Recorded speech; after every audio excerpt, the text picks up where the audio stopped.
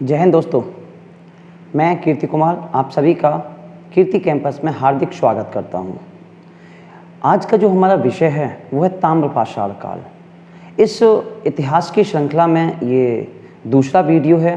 इससे पहले हम पाषाण काल एवं इतिहास के बारे में हम आपको बता चुके हैं। यदि आप ये हमारा वीडियो देख रहे हो तो इससे पहले का इतिहास का एक वीडियो आया है, उसे अवश्य देखिए।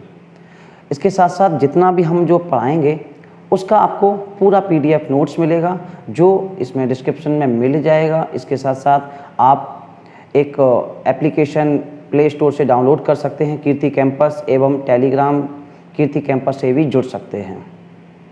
इसके साथ एक इन्फॉर्मेशन सभी के लिए, हम हमारे इस चैनल पर पैट का पूरा बैच फ्री लेके आ रहे हैं, जिसमें reasoning, math, GS, Hindi, English सारे सब्जेक्ट पढ़ाए जाएंगे। क्लियर? तो आइए शुरू करते हैं। ताम्रपाषाण काल। इस ताम्रपाषाण काल की शुरुआत कैसे हुई? नवपाषाण काल के अंतिम चरण में जैसे जैसे मानव अपने अनुभवों से सीखता जा रहा था, तो नवपाषाण काल के अंतिम चरण में तांबा नामक एक धातु की खोज की। जब तांबा नामक धातु की खोज हुई तो इसके साथ साथ उसने और क्या किया, उस समय तक जो इसके औजार थे वो पत्थरों के द्वारा बनाए जाते थे। अब जो औजार थे वो उसने पत्थरों के साथ साथ तांबे का इस्तेमाल करना शुरू कर दिया। तो इस वजह से इसे नव ताम्रपाषाण काल भी कहा गया। क्लियर है ना? और ये नवपाषाण काल के अंतिम चरण में इसकी शुरुआत हुई। और अगर हम बात करें कि आखिर इसका उत्खनन या इसके बारे में पता कैसे चला, तो तांबे की कुल्हाड़ी अतिरमपक्कम से प्राप्त हुई। कहाँ से प्राप्त हुई? तो आंसर होगा अतिरमपक्कम। और ये कहाँ है?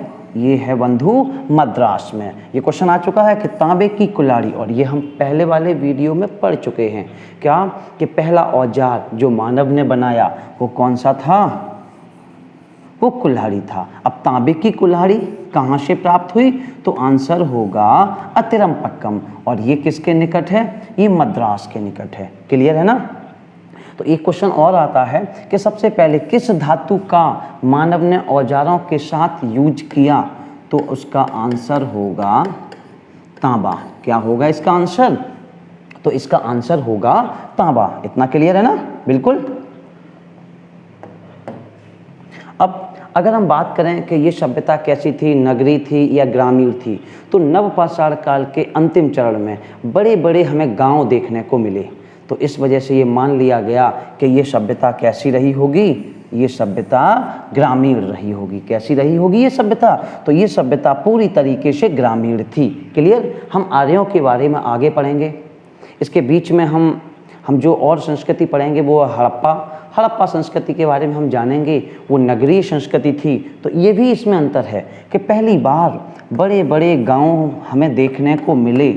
किस काल में? तो नवपाषाण काल के अंतिम चरण में, या ताम्रपाषाण काल में हमें बड़े बड़े गांव देखने को मिलते हैं। क्लियर है ना? अब यहाँ का मानव खेती भी करता था। जो हमें अवशेष मिले हैं वो गेहूँ, धान और दाल के अवशेष हमें प्राप्त हुए हैं। और इससे पहले हम बात कर चुके हैं नवपाषाण काल, मध्यपाषाण काल, इसमें खेती मनुष्य करने लगा। तो अगर हम बात करें नवपाषाण काल में, तो पहली फसल कौन सी हमें मिली थी? हम पीछे पढ़ चुके हैं, जौ, उसके बाद गेहूं। लेकिन ताम्रपाषाण काल में हमें क्या क्या मिला? गेहूं, धान और दाल के हमें साक्ष्य प्राप्त हुए हैं। क्लियर है ना? यहाँ का लोग पूजा भी करता था। कुछ ऐसी मिट्टी की मूर्तियाँ मिली हैं जो वृषभ अर्थात बैल की मिली, एवं मातृ देवी की। किनकी? हमें मातृ देवी की मूर्तियाँ मिली हैं। इससे ऐसा माना गया कि यहाँ का लोग किसकी पूजा करता होगा? वृषभ यानी बैल की पूजा करता था, एवं मातृ देवी का उपासक था। क्लियर है ना? इससे पहले हमने देखा पाषाण काल का मानव धीरे धीरे लगातार आगे बढ़ रहा था। तो सीखते सीखते हम यहाँ तक आ गए। अब यहाँ पे एक स्पेशल प्रोसेस था शवाधान का। किसका? शवाधान का। शवाधान का मतलब ये होता है कि व्यक्ति की मृत्यु होने के बाद उसकी डेड बॉडी को किस तरीके से दफनाया जाए। तो जो शवाधान का जो प्रोसेस था वो नॉर्मली ये था कि घर के अंदर ही व्यक्ति को दफना दिया जाता था। क्लियर है ना, घर के अंदर ही व्यक्ति को दफना दिया जाता था। अब यहाँ पर कुछ अलग अलग बिंदु मिले हैं, जैसे दक्षिण भारत में जो सिर मिला है वो पूर्व की ओर रहता था और जो पैर वो पश्चिम की ओर। तो यहाँ पर जो व्यवस्था हमें देखने को मिली वो कैसी मिली है, वो पूर्व पश्चिम की ओर मिली है। कहाँ पर बंधु, तो दक्षिण भारत में। क्लियर। लेकिन एक स्पेशल जगह महाराष्ट्र में क्या था, ये व्यवस्था जो थी वो उत्तर दक्षिण थी। कैसी थी ये व्यवस्था, तो आंसर होगा उत्तर दक्षिण, अर्थात जो सिर था वो उत्तर की ओर था एवं जो पैर थे वो दक्षिण की ओर थे। अब यहां से क्वेश्चन कैसे, ताम्रपाषाण काल में शवाधान की प्रक्रिया, तो आंसर होगा घर के भीतर ही। लेकिन दक्षिण भारत की अगर हम बात करें तो कैसा होगा, वो पूर्व पश्चिम होगा एवं महाराष्ट्र में स्पेशल उत्तर दक्षिण। अर्थात अब आप ध्यान कैसे रखेंगे, व्यक्ति की शुरुआत सिर से होती है तो सिर से पैर, तो यहाँ पर ये सिर हो गया, इधर पैर हो गया। क्लियर है ना। यहाँ महाराष्ट्र की बात करें तो यहाँ सिर हो गया और दक्षिण में पैर हो गया। लेकिन वहीं हमें एक स्पेशल संस्कृति मिली है, जोरवे संस्कृति। जोरवे संस्कृति में मित्रों क्या था, अपने घर के अंदर ही कलश में रखकर, किसमें, स्पेशल बात ये थी कि जोरवे संस्कृति, अभी हम आगे जोरवे संस्कृति के बारे में पढ़ेंगे, ये दक्षिण महाराष्ट्र में संस्कृति थी। तो यहाँ पर स्पेशल क्या था कि मृतक को कलश में रखकर अपने घर के अंदर ही दफना देते थे।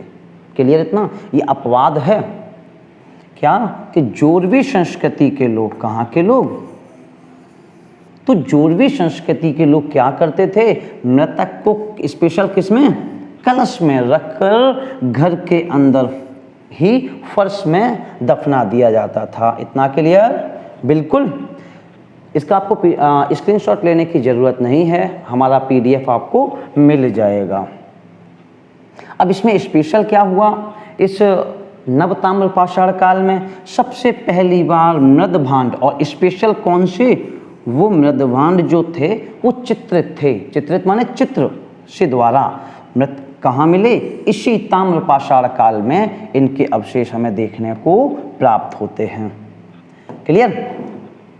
अब हम जोरवे संस्कृति की अगर हम कुछ स्पेशल बात करें तो जोरवे संस्कृति में बड़े बड़े गांव देखने को मिलते हैं। ये सभ्यता, ये संस्कृति ग्रामीण संस्कृति थी। लेकिन एक क्वेश्चन कई बार आया कि निम्न में से कौन नगरीकरण की ओर अग्रसर हो चुका था, तो दैमाबाद और इनाम गांव। कौन कौन से, तो एक होगा इनाम गांव और दूसरा दैमाबाद। ये नगरीकरण की प्रक्रिया यहाँ प्रारंभ हो चुकी थी। इससे पहले अभी हमने देखा कि सारी की सारी व्यवस्था कैसी थी, तो आंसर होगा ग्रामीण थी। लेकिन नगरी कहाँ या नगरीकरण के साक्ष्य हमें कहाँ से मिले, तो इनाम गांव एवं दैमाबाद। क्लियर। और यही दैमाबाद की यदि हम बात करें तो जोरवे संस्कृति का सबसे बड़ा स्थल जो था वो कौन सा था, वो दैमाबाद था। क्लियर है ना। तो कौन सा, वो दैमाबाद। अब पेपर में आ जाए दैमाबाद कहाँ, तो दैमाबाद जोरवे संस्कृति। और ये जो जोरवे संस्कृति थी ये कहाँ थी, तो ये दक्षिण महाराष्ट्र। इस हिसाब से ये दैमाबाद कहाँ हुआ, ये भी दक्षिण महाराष्ट्र। ओके। सबसे पहले चित्रित मृदभांडों का प्रयोग, और जो चित्रित मृदभांड माने मिट्टी के बर्तनों पर कलाकारी, चित्रकारी, और वो स्पेशल कौन से, काले और लाल रंग से बने हुए थे। किसके बने हुए थे बंधु, तो आंसर होगा मेरे दोस्तों काले और लाल रंग से वो मृदभांड बने हुए थे। इतना क्लियर, बिल्कुल।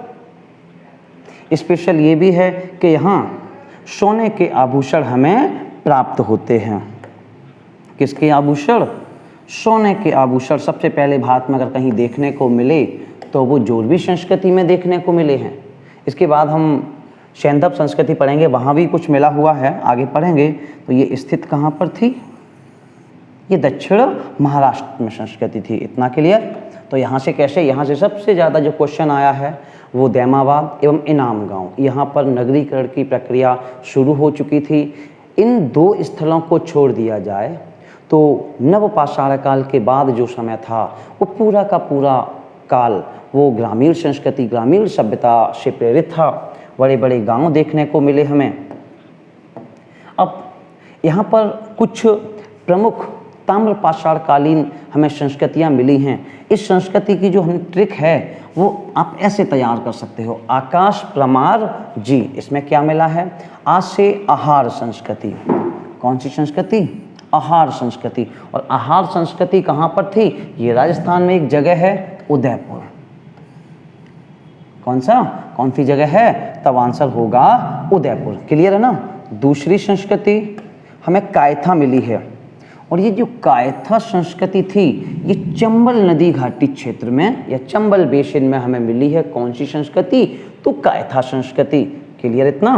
नंबर 3 सावलदा संस्कृति, ये महाराष्ट्र में है, धुलिया नामक स्थान है, वहाँ पर हमें ये सावलदा संस्कृति देखने को मिलती है। नंबर नेक्स्ट प्रभास संस्कृति, ये गुजरात में मिली है। जो गुजरात का तट है यहाँ पर ये संस्कृति हमें देखने को मिलती है। नंबर नेक्स्ट मालवा संस्कृति, ये नर्मदा नदी घाटी में मिलती है, नर्मदा नदी क्षेत्र में मिलती है मालवा संस्कृति। नंबर नेक्स्ट रंगपुर संस्कृति, तो रंगपुर संस्कृति वो भी कहाँ, गुजरात के तटीय क्षेत्र। अब इसकी ट्रिक कैसे है, आ से आहार, number 2 Kaytha, number 3 Sawalda, number next Parmar, उसके बाद मालवा, रंगपुर और एक संस्कृति जोरवे। जोरवे के बारे में अभी हम पढ़ चुके हैं डिटेल में। ये कहाँ पर थी, ये पश्चिमी महाराष्ट्र में संस्कृति थी। इतना क्लियर। आई होप आपको हमारा वीडियो पसंद आया होगा।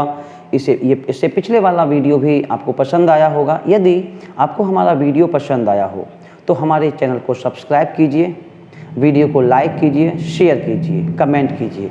यदि आपको हमें कोई सुधार चाहिए हो तो आपका कमेंट स्वागत योग्य है। धन्यवाद।